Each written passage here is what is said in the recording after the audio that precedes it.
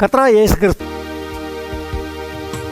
எல்லோருக்கும் மேலாக உயர்ந்தவர், உமக்கு மேல் ஒருவரும் இல்லையே. எல்லோருக்கும் மேலாக உயர்ந்தவர், உமக்கு மேல் ஒருவரும் இல்லையே. அல்லேலூயா, அல்லேலூயா, அல்லேலூயா, ஆமென். அல்லேலூயா, அல்லேலூயா, அல்லேலூயா, ஆமென்.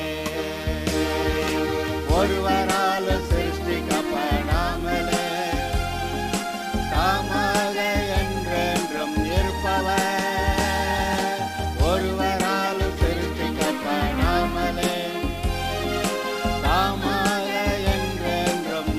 கர்த்தராகிய இயேசு கிறிஸ்துவின் நாமத்தினாலே உங்கள் யாவரையும் வாழ்த்துகிறேன்.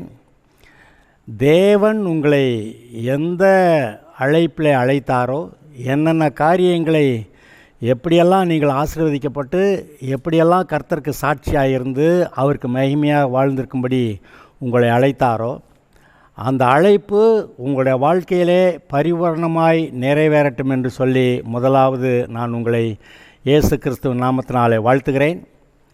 இப்பொழுதும் கூட இந்த லூக்கா சுவிசேஷத்தில் 3 செய்திகளை கவனித்தோம். முதல் செய்தியில் லூக்கா சுவிசேஷகன் தேவப்பிலுவே என்று சொல்லப்படுகிற மிகவும் கனம் பொருந்திய ஒரு மனுஷனுக்கு ரட்சிக்கப்பட்ட மனிதன், சாட்சியாக இருக்கிற மனிதன், இயேசுவை அறிந்திருந்து அவருக்கு ஊழியம் செய்கிற அந்த மனிதனுக்கு இன்னும் கொஞ்சம் இயேசுவை பற்றிய அவர் எப்படி பிறந்தார், எப்படி வளர்ந்தார், எப்படி ஊழியம் செய்தார், எப்படி மரித்து அடக்கம் பண்ணப்பட்டு உயிர்த்தெழுந்தார், இந்த காரியங்களை மிகவும் திட்டமாய் தெளிவாய் நான் விசாரித்தறிந்து கர்த்தர் எனக்குள்ளே கொடுத்த வெளிப்படுத்தல் படி உங்களுக்கு எழுதணும்னு தோணுச்சு, அதை எழுதுகிறேன்னு சொல்கிறார். அப்போ லூக்காவோட இருதயத்தில் கர்த்தர் போட்டு அந்த விஷயத்தை எழுதுகிறேன்னு சொல்கிறாரு. அப்போ இந்த லூக்கா சுவிசேஷம் முழுவதும் தேவனால் ஏவப்பட்டு, பரிசுத்த ஆவியானால் ஏவப்பட்டு லூக்கா சுவிசேஷகன் எழுதுனதுன்னு நம்ம பார்க்கலாம். அப்போ இந்த வசனங்கள் தேவனுடைய வார்த்தைகள், தேவனுடைய வாயிலிருந்து புறப்படுகிற ஒவ்வொரு வார்த்தையினாலும் பிழைப்பான் என்று வசனம் சொல்லுகிறது. இதன்படி அந்த முதல் செய்தியை பார்த்தோம். ரெண்டாவது செய்தியில் அங்கே யார், யூதயா தேசத்தின் ராஜாவாக இருந்த ஏரோதின் நாட்களிலே அங்கே சகரியாவும் அங்கே ஆசாரிய ஊழியம் செஞ்சுக்கிட்டு இருக்கான். அவன் மனைவி 2 பேருமா பிள்ளை இல்லாமல் இருந்தார்கள். அவனுக்கு ஒரு நேரம் தேவாலயத்தில் தூபம் காட்டும்படியாகி சீட்டு விழுந்தது. அங்கே போகிறான். அங்கே தேவதூதன் ஒருவன் அங்கே நின்று அவனுக்கு கர்த்தருடைய செய்தியை சொல்கிறான். அப்படி பார்த்தோம். அடுத்த செய்தியில் சொல்லப்பட்ட வார்த்தையை சகரியா நம்பாததுனால இவன் எப்படி ஊமையாக போனான்னு, அவன் பிள்ளை பிறக்க வரைக்கும் அவன் ஊமையான இருப்பான்னு சொல்லிட்டு போனதுபடி நடந்துச்சு. அங்கே அந்த சகரியா தாமதிக்கிறதை குறித்து வெளியே ஜெபம் பண்ணி கொண்டிருந்த மக்கள் ஆச்சரியப்பட்டார்கள். வெளியே வந்தபோது ஊமையாக இருக்கான், பேச தெரியல, முடியலை. அப்போ ஏதோ ஒரு தரிசனத்தை கண்டான் என்று அவர்கள் கண்டார்கள். அப்புறம் அந்த ஊழியம் நாட்கள் நிறைவேறின உடனே அவன் தன் வீட்டுக்கு போனான். அந்நாட்களுக்கு பின்பு அவன் மனைவியாகி எலிசபெத்து கர்ப்பவதியாகி, ஜனங்களுக்குள்ளே எனக்கு உண்டான நிந்தையை நீக்கும்படியாக கர்த்தர் நாட்களில் என் மேல் கடாட்சம் வைத்து எனக்கு இப்படி செய்தறினார் என்று சொல்லி 5 மாதம் வெளிப்படாதிருந்தாள். அது வரைக்கும் 3வது செய்தியை பார்த்தோம். இப்போ இன்னும் ஒரு செய்தியை தொடர்ச்சியாக பார்க்கலாம். அங்கே 6ஆம் மாதத்திலே காபிரியேல் என்னும் தூதன் கலிலேயாவில் உள்ள நாசரேத் என்னும் ஊரில் தாவீதின் வம்சத்தானாகிய யோசேப்பு என்கிற நாமமுள்ள புருஷனுக்கு நியமிக்கப்பட்டிருந்த ஒரு கன்னியிடத்திற்கு தேவனாலே அனுப்பப்பட்டான். அந்த கன்னிகையின் பெயர் மரியாள்.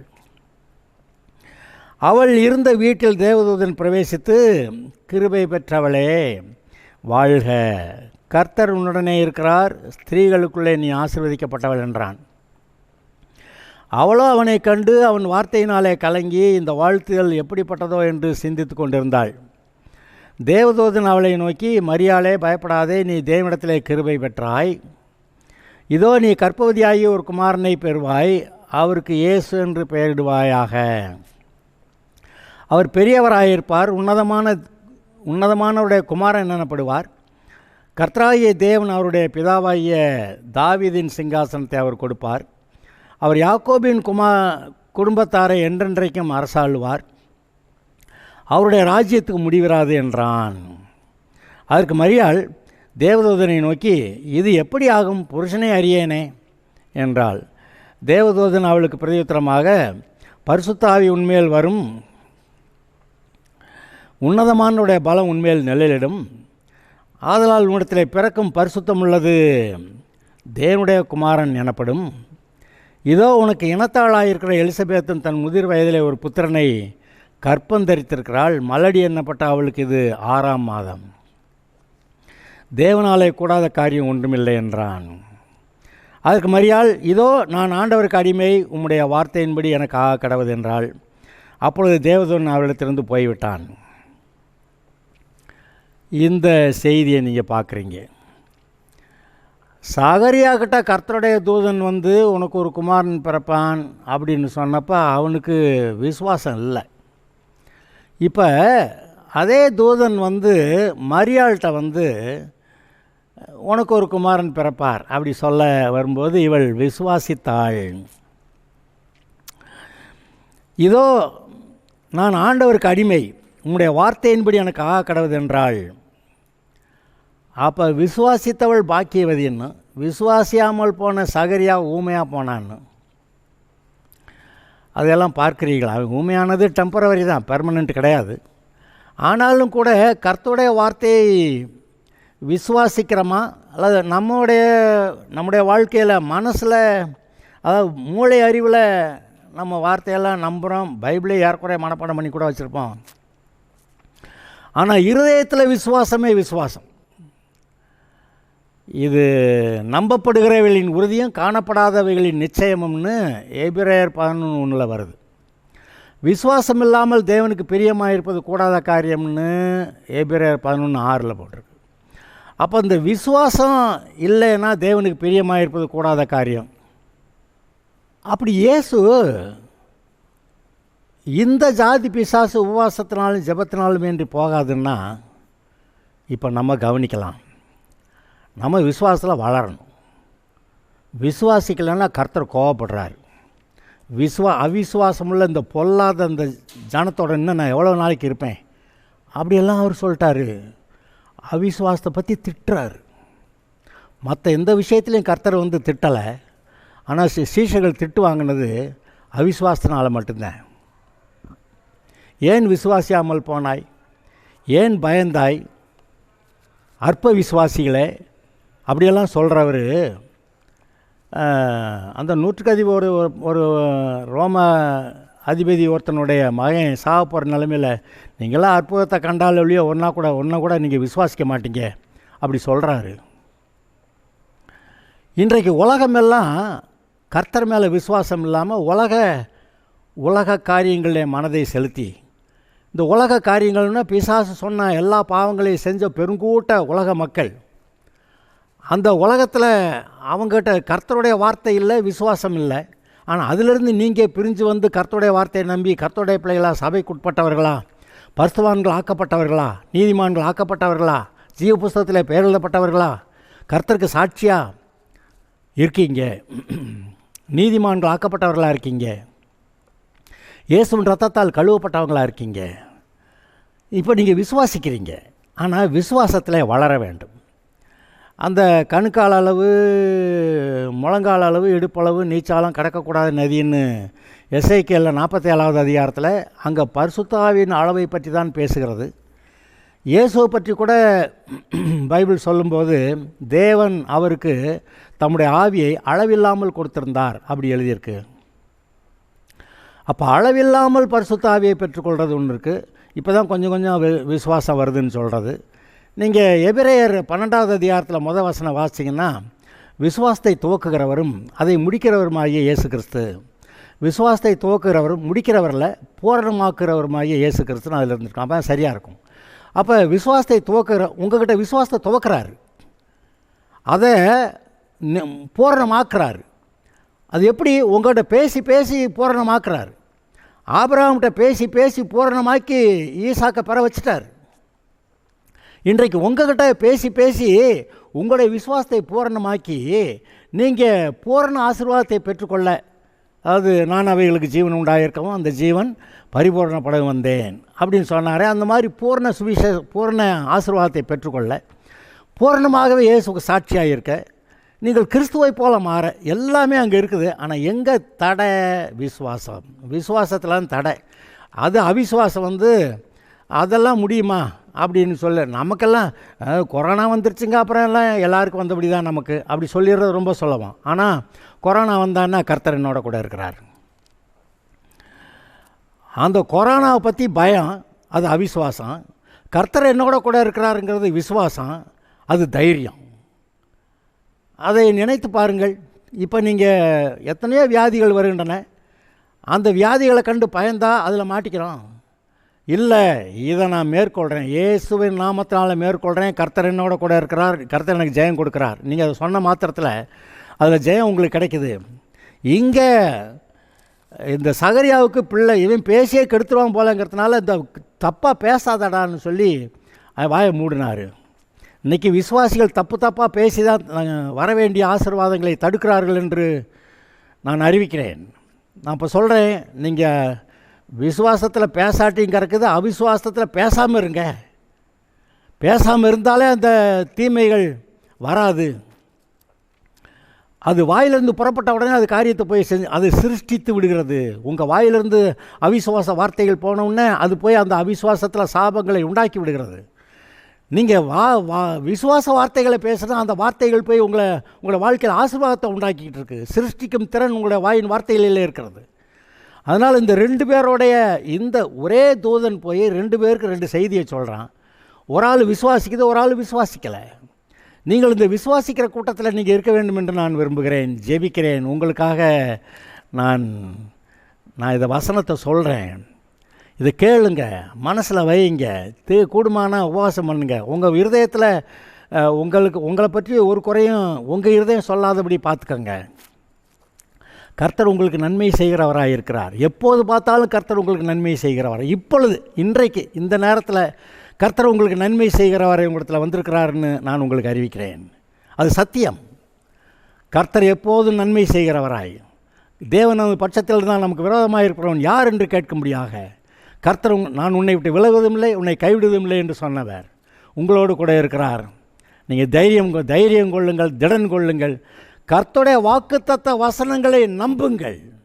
கர்த்தருடைய வாக்குத்தத்த வசனங்களை நம்புங்கள், பேசுங்கள், அது நடக்கும்.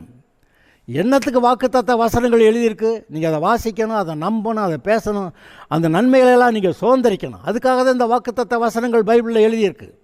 சும்மா எதாவது படித்து வரீங்க, அது வாசித்தேங்க, இது வாசித்தேங்க, அது சொல்கிறாங்க, வாசித்து போக போக பின்னாடி மறக்குதுன்னு. அப்போனா மனசு அங்கே இல்லைன்னு அர்த்தம். அது சும்மா மறக்காது. மனசு அங்கே இருந்தால், இன்றைக்கும் படிக்கிற பிள்ளைகளை, மனசோடு படிக்கிற பிள்ளைகளை பாருங்கள், நல்ல மார்க் வாங்குது. தள்ளு மாடலில் தள்ளி படிக்க வச்சு அது நிலைமை வேறு தானே. இப்பொழுது கர்த்தர் மேலே ஒரு ஆசை, ஒரு வாஞ்சை, கர்த்தருடைய வார்த்தையை கேட்க, கர்த்தருடைய பிரசன்னத்தில் வர, அவரை நோக்கி பார்க்க ஒரு ஆசையோடு, கர்த்தாவே ஸ்தோத்திரம், நான் வரேன் அப்படின்னு சொல்லிட்டு உண்மை ஸ்தோத்தரிக்கிறேன் ஆண்டவரே.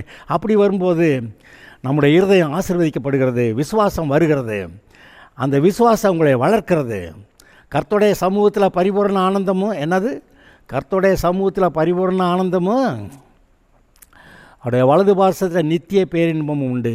நீங்கள் கர்த்தருடைய பிரசன்னத்தில் வருவீங்கன்னா, அந்த பிரசன்னத்தை உணர்வீங்கன்னா, சும்மா வந்தேன் ஜெபம் பண்ணேன் கடன்னு ஜெபத்தை ஒப்புச்சோன்னோ, வந்தால் அவர் முகத்தை பார்க்கணும், மனக்கண்களில் அவரை பார்க்கலாம். அநேக தரிசனங்களை பைபிளில் எழுதியிருக்கு. யோவான் வெளிப்படுத்தின விசேஷத்தில் கண்ட தரிசனங்களை பாருங்கள்.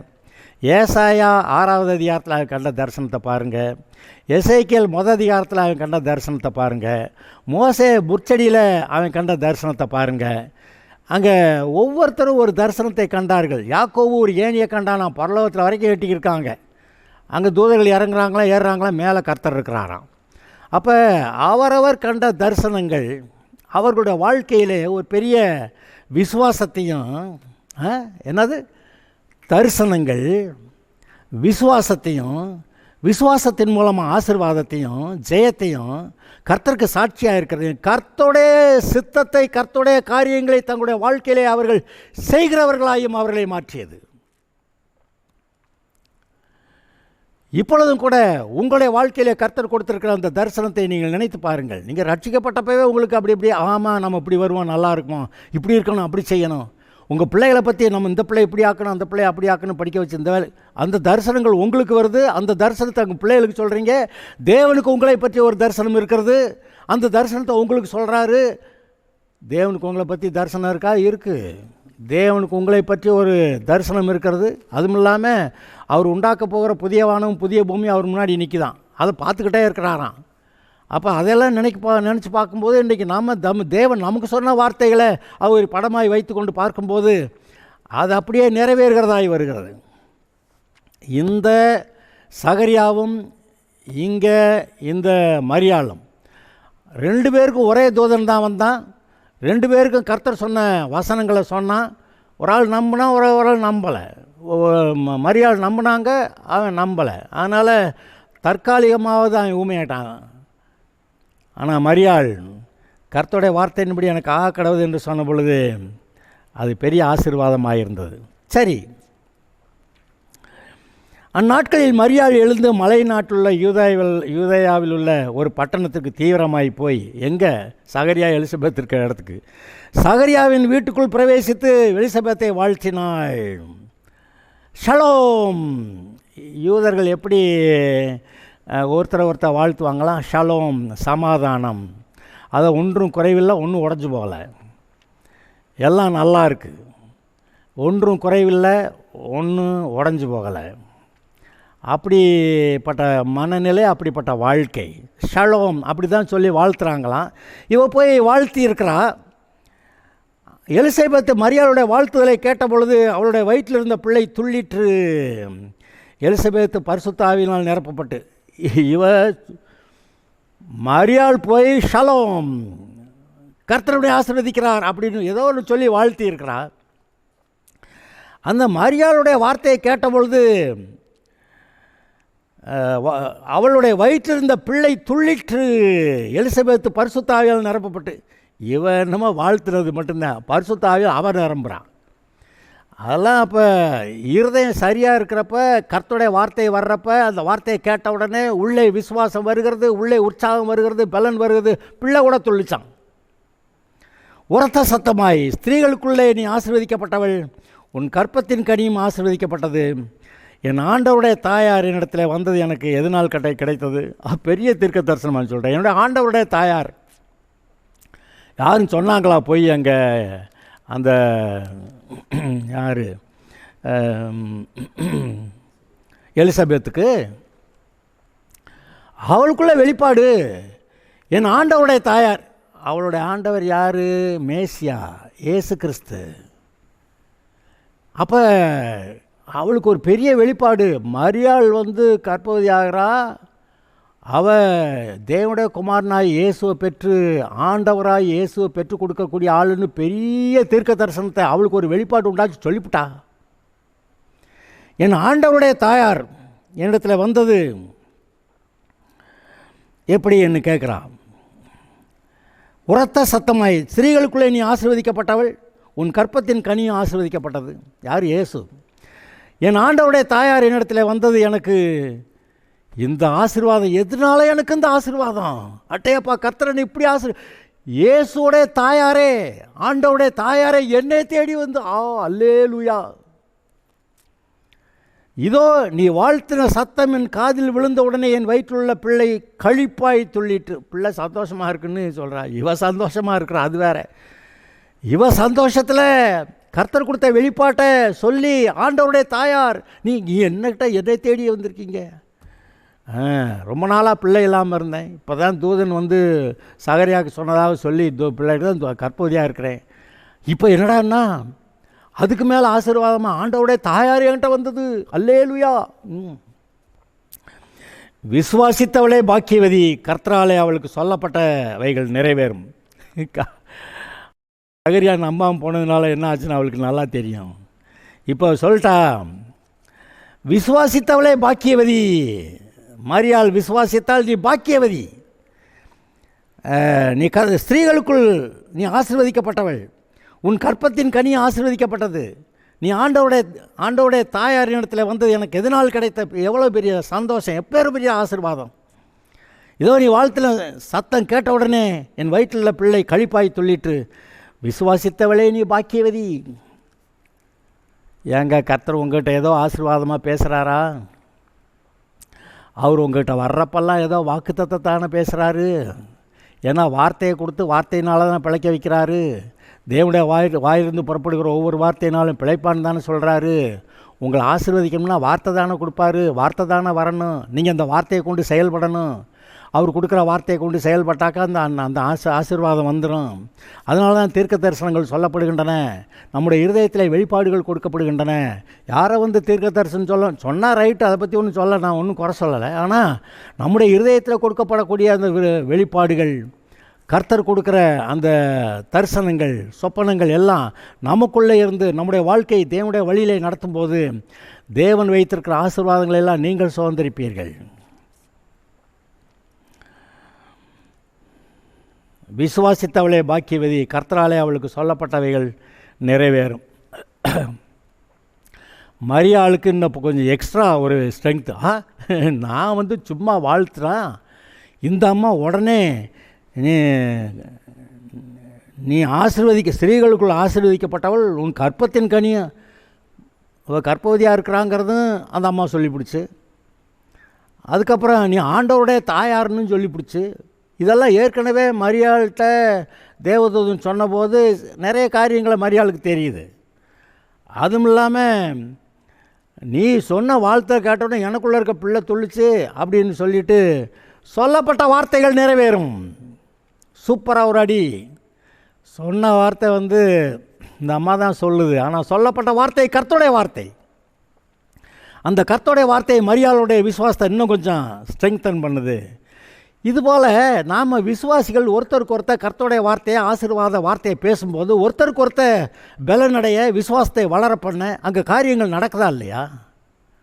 சும்மா எனக்கு இந்த கஷ்டங்க, அந்த கஷ்டங்க, கை ஒடிஞ்சு போச்சு, கால் ஒடிஞ்சு போச்சு, எனக்கு காது கேட்கல, எனக்கு காய்ச்சலாக போச்சு, நிறையா காசாகி போச்சு, ஹாஸ்டல் அண்ணன் இருதயத்தில் ஆப்ரேஷன், அதனால் இவ்வளோ லட்சம் இதானாங்க வார்த்தை? நல்ல வார்த்தையே நம்மளோட வாயிலிருந்து வரக்கூடாதா? நல்ல வார்த்தை எது? அது தேவனுடைய வார்த்தை. தேவன் நமக்கு கொடுத்துருக்கிற அந்த ஆசீர்வாதமான வார்த்தைகள், தேவன் நமக்கு கொடுத்துருக்கிற அந்த வாக்குத்தத்த வசனங்கள், இந்த வாக்குத்தத்த வசனங்கள் தானே நம்முடைய இருதயத்தை ஆளணும், அதுதானே நம்மளை செயல்படுத்தணும். நீங்கள் ஒருத்தருக்கு ஒருத்தர் விசுவாசிகள் கூடி வரும்போது ஒருத்தருக்கு ஒருத்தர் பலசாலியாக இருக்கிறதுக்கான அந்த வார்த்தைகளை நீங்கள் பேசலாமே. மரியாள் போய் பேசினா, அவளும் பேசினா, கர்த்தரால் அவளுக்கு சொன்னது தேவதூதன். ஆனால் இவன் என்ன சொல்கிறா? கர்த்தராலே அவளுக்கு சொல்லப்பட்டவைகள் நிறைவேறும். எப்படி யோசித்து பாருங்கள். கர்த்தர் வசனத்தை வாசிக்கிறப்போ உங்கள்கிட்ட பேசுகிறாரு, பிரசங்கத்தில் உங்கள்கிட்ட பேசுகிறாரு, அப்புறம் யாரோ செய்தியை சொல்கிறப்போ உங்கள்கிட்ட பேசுகிறாரு. எல்லாம் அந்த வார்த்தைகள் உங்களுடைய இருதயத்தில், அது கர்த்தருடைய வார்த்தைன்னா விசுவாசத்தை உள்ள உண்டாக்கிடும். கர்த்தருடைய வார்த்தை வந்தால் விசுவாசத்தை உண்டாக்கிடும். அதை நீங்கள் வளர பண்ணணும். அதை நீங்கள் வளர பண்ணும்போது அதெல்லாம் உங்களுக்கு நடக்கிறது. இப்படி விசுவாசிகளாகிருங்கள். கர்த்தருக்கு பெரிய காரியங்களை நீங்கள் செய்யலாம். அது சொன்னார், இடத்துல விசுவாசமாக இருக்கிறவன் நான் செய்கிற இந்த கிரியைகளையும் செய்வான், இதோட பெரிய கிரியைகளையும் செய்வான்னு சொன்னார். அப்படி ஆளாக இருப்பீங்களா? Okay, God bless you. விசாரிப்பவர் நான் அல்லவா, கலங்குவதற்காக நீ உன் கவலை எல்லாம் என் மீது இப்போதே வைத்துவிடு. உன் கவலை எல்லாம் என் மீது இப்போதே வைத்துவிடு. சீயோனே நீ எழும்பு, உன் வல்லமையை தரித்துக்கொள். சீயோனே நீ எழும்பு, உன் வல்லமையை தரித்துக்கொள். எருசலேமே உன் அலங்கார உடுத்திக்கொள்.